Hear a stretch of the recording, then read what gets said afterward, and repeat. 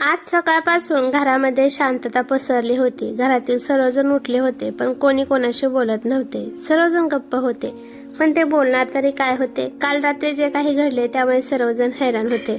रोज सकाळी बडबड केल्याशिवाय, सुनेला टोमणे मारल्याशिवाय ज्यांची सकाळ सुरू होत नाही त्या नीताताई शांतपणे पूजा करत बसल्या होत्या. आणि रोज आईच्या होला हो देणारा नीताताईंचा मुलगा विक्रम पेपरमध्ये तोंड खुपसून पेपर वाचत बसला होता. पण नीताताईची सून रेवा, तिच्या दैनंदिन कामामध्ये काहीही फरक पडत नव्हता. ती नेहमीप्रमाणे आज सुद्धा स्वयंपाकखोलीत सर्वांसाठी नाश्ता तयार करत होती. पण आज नाश्ता बनवताना तिचे हात नेहमीपेक्षा खूप वेगाने चालत होते, कारण ती आज रागात होती. आज तिच्या कामाची गती पाहून तिचा नवरा आणि सासू दोघे सुद्धा चकित झाले होते. एक दोन वेळा दोघांनी एकमेकांकडे पाहिले सुद्धा होते. काही वेळातच रेवाने डायनिंग टेबलवर नाश्ता वाढून ठेवला आणि ती तिच्या खोलीत निघून गेली. ती आज नेहमीप्रमाणे नाश्ता तयार आहे असे कोणाला म्हणाले नाही. डायनिंग टेबलवर ठेवलेला नाश्ता पाहून सासूने पटकन पूजा आटोपली आणि ती नाश्ता करायला बसली. नीताताईंनी विक्रमला इशारा करून नाश्ता करायला ये असं सांगितले. तेव्हा तो सुद्धा आईच्या बाजूला येऊन बसला आणि ते दोघे नाश्ता करायला लागले. इकडे रेवा तिच्या खोलीमध्ये बेडवर गुडघ्यात मान घालून बसली आणि तिला तो दिवस आठवला, जेव्हा लग्नाच्या 15 दिवसानंतर तिचे आई वडील तिला भेटण्यासाठी तिच्या सासरी आले होते. त्यावेळेस ती तिच्या खोलीमधील कपाटात तिचे सामान लावत होती. तिने तिच्या सोन्याच्या दागिन्यांचा डबा बाहेर काढला आणि त्यातील दागिने पाहावेत म्हणून डबा उघडला. तिने एक करून सर्व दागिने डब्यातून काढले आणि बेडवर ठेवले. त्यातील सोन्याचा राणीहार तिच्या आईचा होता आणि आईने तिला लग्नात भेट म्हणून दिला होता. ती त्या हारावरून प्रेमाने हात फिरवत होती. खरे तर हे सर्व दागिने सासूकडे सांभाळायला देण्यासाठी तिने बाहेर पलंगावर काढून ठेवले होते. तेवढ्यात तिला तिच्या सासऱ्याने आवाज दिला की, सुनबाई, तुला भेटायला तुझे आई वडील आले आहेत, बाहेर ये. आई बाबा आलेत हे ऐकून तिला खूप आनंद झाला. त्यामुळे रेवा तिचे सर्व सामान आणि दागिने आहे तसेच सोडून बाहेर धावत गेली. तेवढ्यात रेवाच्या नणंदची 5 वर्षाची मुलगी परी खेळता खेळता रेवाच्या खोलीमध्ये गेली आणि ती पलंगावर ठेवलेल्या दागिन्यांसोबत खेळायला लागली.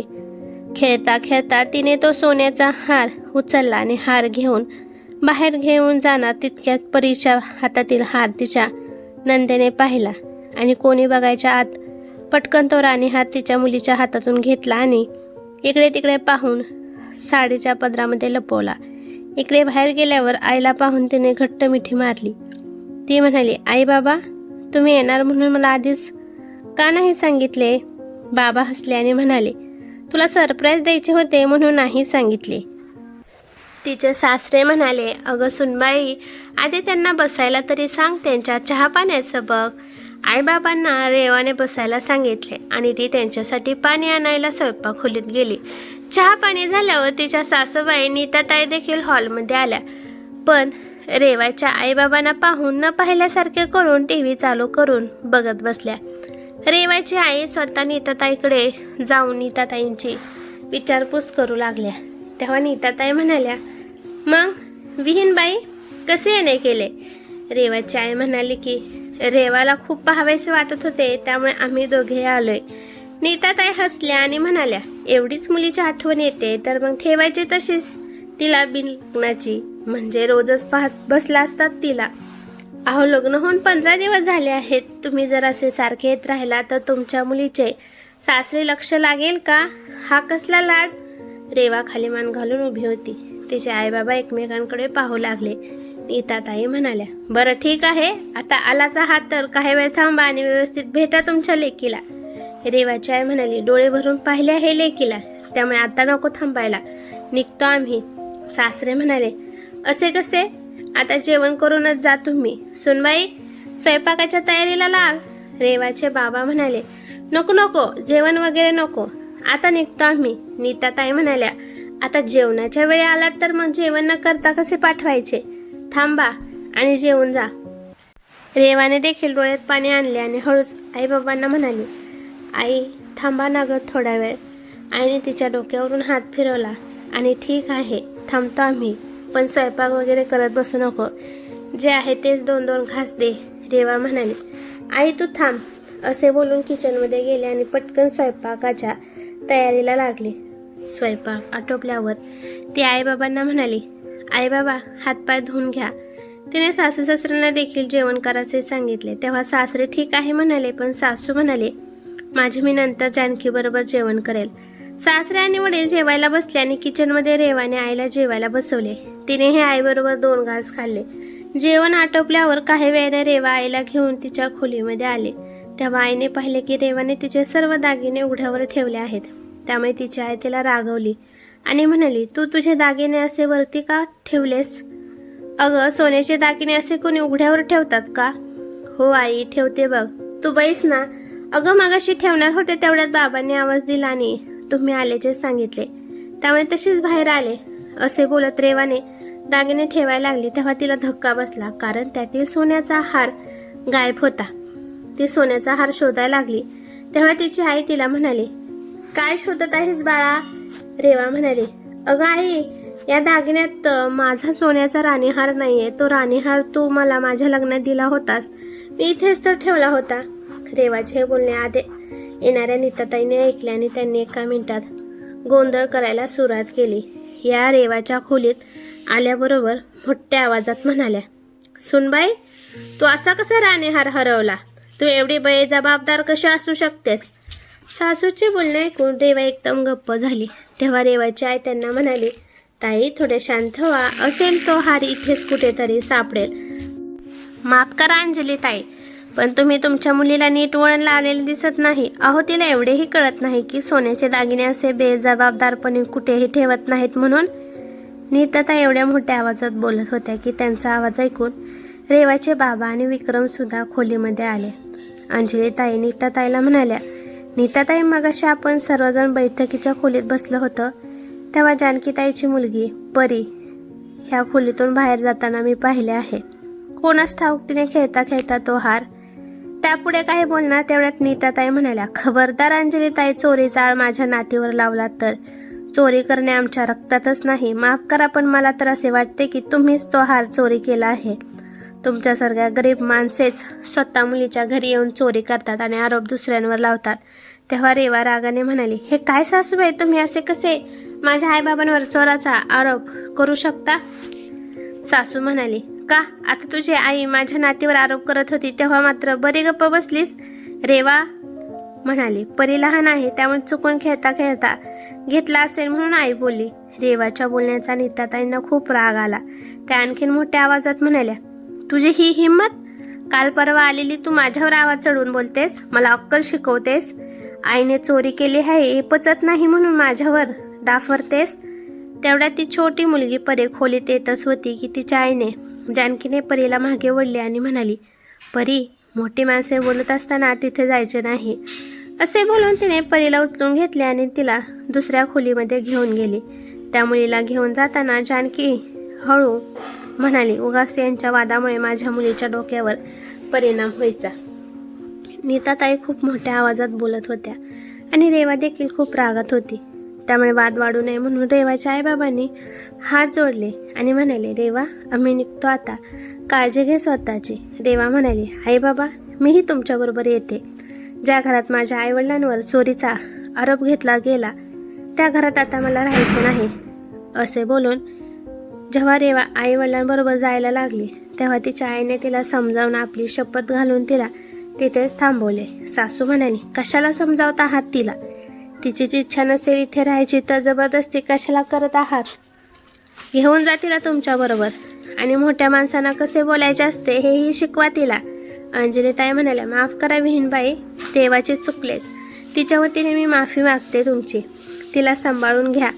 रेवाला आईने उगाच माफी मागितलेली काही पटले नाही. रेवाला समजावून तिचे आईबाबा तेथून निघून गेले. त्या दिवसानंतर ती एकदाही माहेरी गेली नाही, कारण तिच्या सासूने अट घातली की जोपर्यंत राणीहार मिळत नाही तोपर्यंत माहेरी जायचे नाही. तो हार तुझ्या आईनेच घेतला आहे, त्यामुळे तुला जर आम्ही माहेरी पाठवलेच नाही तरच तुझ्या आईला अक्कल येईल आणि मग ती चोरलेला हार परत करेल. लेकीला भेटण्यासाठी कासावीस होईल, मग गपचीप राणीहार आणून देईल. रेवाला पण खूप वाईट वाटत होते. ती खूप रडली. रेवाचा नवरा विक्रम सुद्धा आपल्या आईचे बोलणे कधीच टाळत नव्हता. दुसऱ्या दिवशी जानकी तिच्या सासरी गेले. आता रेवा घरात कुणाशीच बोलत नव्हती. तिची सर्व कामे करायची आणि तिच्या खोलीत जाऊन बसायची. विक्रम एकदा देखील म्हणाला नाही, माझ्या आईचे चुकले, मी आईशी बोलतो. तो तर त्याच्या आईवडिलांसोबत जेवायचा, गप्पा मारायचा, हसायचा. ती त्याची कोणीच लागत नसल्याप्रमाणे वागत होता.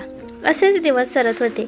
एके दिवशी नीताताईने आपल्या मुलीला आणि जावयाला घरी जेवायला बोलवले होते.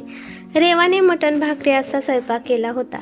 जानकी मुलगी परी आणि नवऱ्यासह माहेरी आली. तिचे सासरा आणि माहेर एका शहरात होते. काही वेळाने रेवाने त्या सर्वांना जेवण वाढले. जेवताना जानकीच्या नवऱ्याने जेवणाचे कौतुक केले तर म्हणाले, रेवाताई तुम्ही खूप सुगरण आहात, खूप छान झाला आहे सगळा स्वयंपाक. हे ऐकून नीताताई म्हणाल्या, अहो जावई बापू, या रेवाला जेवण बनवायला तर मी शिकवले आहे, नाहीतर हिला काय येत होते, साधा कुकरही लावता येत नव्हता. हिची आई अशीच कुठेतरी चोऱ्या माऱ्या करायला जात असेल, मग हिला कधी स्वयंपाक शिकवणार बनवायला. जावई आश्चर्यचकित होऊन रेवाकडे पाहू लागला. नीताताई पुढे म्हणाला, काय सांगायचे जावई बापू, एकदा हिच्या आई वडील लेकीला भेटायला म्हणून इथे आले होते. त्यानंतर लेकीच्या सासरी येऊन मुलीचे दागिने चोरताना जरा सुद्धा लाज वाटली नाही. सासूचे बोलणे ऐकून रेवा रडत खोलीत निघून गेली. जानकी आणि तिच्या नवऱ्याचे जेवण झाल्यानंतर जानकी आईच्या खोली जाऊन गप्पा मारत बसली. तिची मुलगी परी तिच्या आईचा म्हणजे जानकीच्या मोबाईलवर गेम खेळत बसली होती. अचानक उठून ती रेवाच्या खोलीत गेली. रेवा एकटीच मोबाईल चाळत बसली होती. परी तिथे गेली आणि म्हणाली, मामी मगाशी तू का रडत होतीस? आजी म्हणत होती तुझे आई बाबा चोर आहेत का? छोट्या मुलीचे बोलणे रेवाच्या काळजावर लागले. ती तेथून उठली आणि किचनमध्ये गेली. पाहते तर काय जेवण केलेली भांडी तशीच किचन ओट्यावर पडली होती. रेवा काही बोलली नाही. तिने गपचीप सगळी भांडी एकत्र करून घासायला घेतली. तेव्हा पुन्हा परी तिथे आली आणि म्हणाली, सांग ना मामी, खरंच तुझे आई बाबा चोर आहेत का? सासू बाजूच्या खोलीत होती. ती मोठ्याने हसली आणि तिथे येऊन म्हणाली, नाही तर काय, तुझ्या मामीचे आई बाबा चोर आहेत.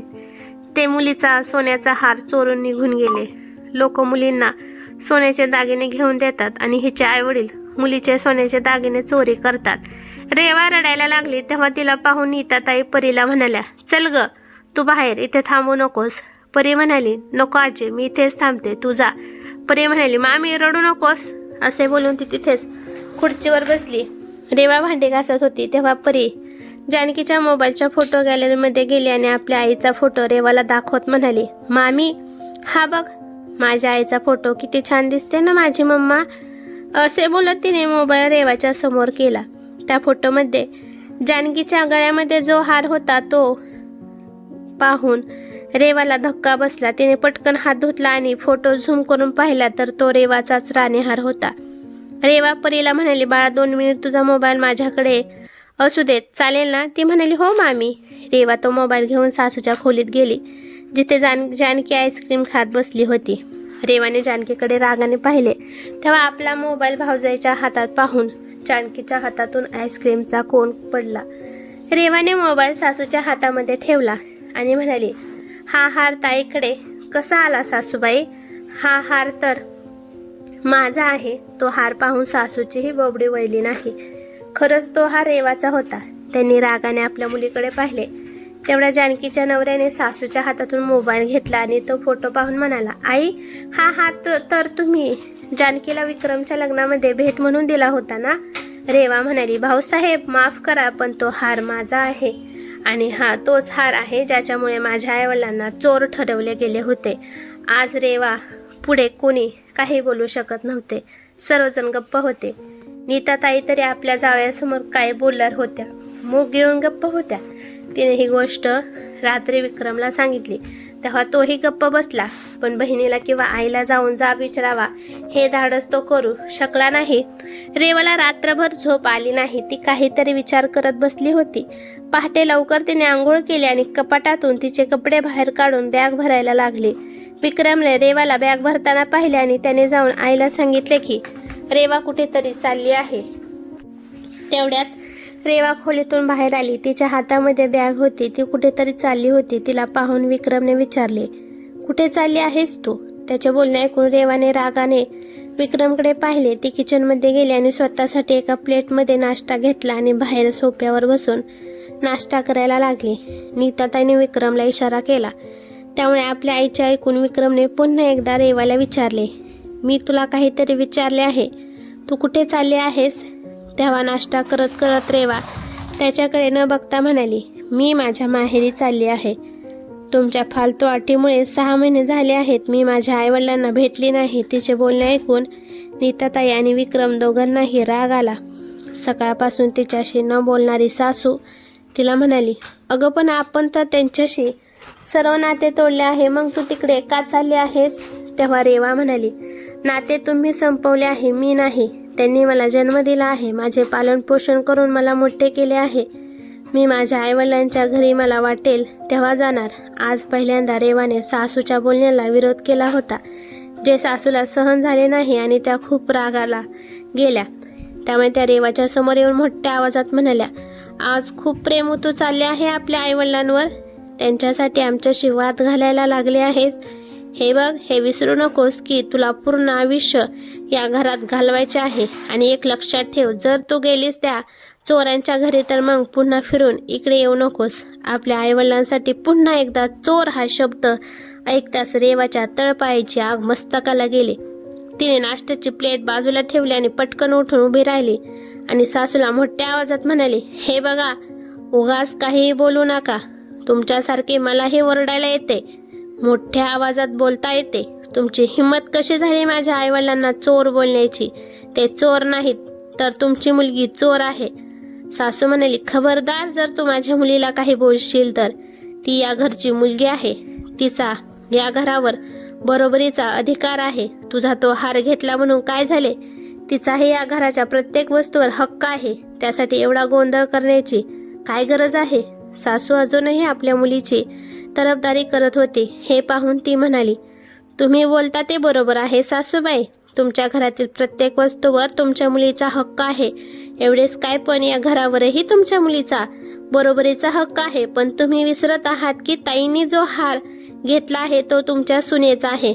माझ्या लग्नात माझ्या आईने तो राणीहार दिला होता. त्यामुळे माझ्या आईवडिलांनी दिलेल्या दागिन्यावर तुमच्या मुलीचा काही हक्क नाही. पण तरी सुद्धा तिने एवढ्या सहजपणे माझा हार चोरला आणि एवढा मोठा तमाशा झाल्यावरही निर्लज्जाप्रमाणे गपचूप तमाशा पाहत राहिली. त्या राणीहारमुळे तुम्ही मला आईवडिलांना भेटू दिले नाही. माझे आईवडील तुम्हाला म्हणत होते की आम्ही काहीही केले नाही, पण तुम्ही त्यांचे काही ऐकून घेतले नाही. मी तर त्याच दिवशी हे नाते तोडले होते, पण माझ्या आईवडिलांनी त्यांची शपथ देऊन मला गप्प बसवले. ते म्हणाले की आमच्यामुळे हे तुझे नाते संपवू नको. त्या दिवशी तर खूप गोंधळ करत होता तुम्ही, मग आज काय झाले तुम्हाला? सासूबाई, तुम्ही तर छाती ठोकून म्हणत होता की आम्ही कोणत्याही चोराबरोबर नातेसंबंध ठेवत नाही. मग आज तर तुमची मुलगी चोर आहे हे स्पष्ट झाले. मग आता मला सांगा, तिच्याशी कधी नाते तोडणार आहात? आता मात्र नीताताई थोड्याशा हळू आवाजात म्हणाल्या, सुनबाई, ती माझी मुलगी आहे आणि रक्ताची नाती अशी तोडली जात नाहीत.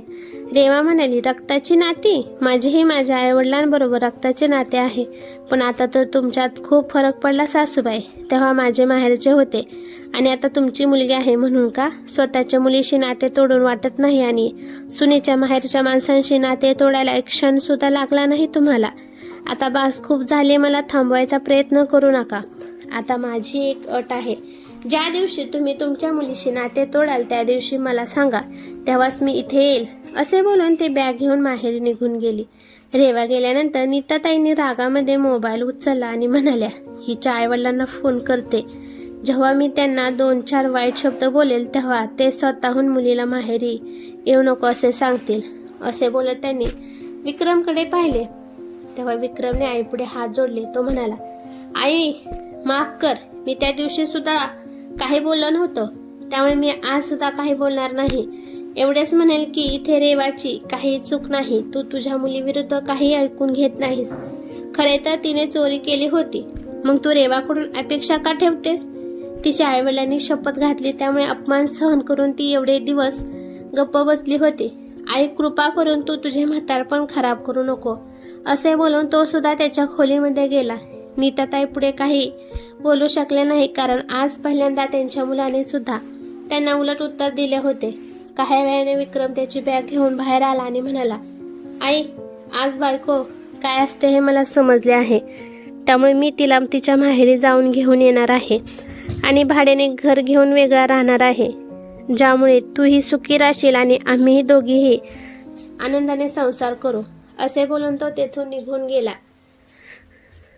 आणि नीताताई त्याच्याकडे पाहत राहिला. विक्रम रेवाच्या माहेरी पोचला. तिथे गेल्यानंतर त्याने रेवाच्या आईबाबांची माफी मागितली आणि रेवाची देखील माफी मागितली. तो तिला म्हणाला, मला माफ कर रेवा, मी कधीच तुला बायकोचा दर्जा दिला नाही, पण आज मी तुझ्यासाठी माझे सर्व काही सोडून आलो आहे. मला एक संधी दे, आपण दोघे नव्याने संसार करू. हे ऐकून तिच्या डोळ्यात आनंदाश्रू आले. ही कथा कशी वाटली ते मला कमेंट करून नक्की सांगा. कथा आवडली तर लाईक शेअर नक्की करा आणि चॅनलवरती नवीन असाल तर चॅनलला सबस्क्राईब करा. धन्यवाद.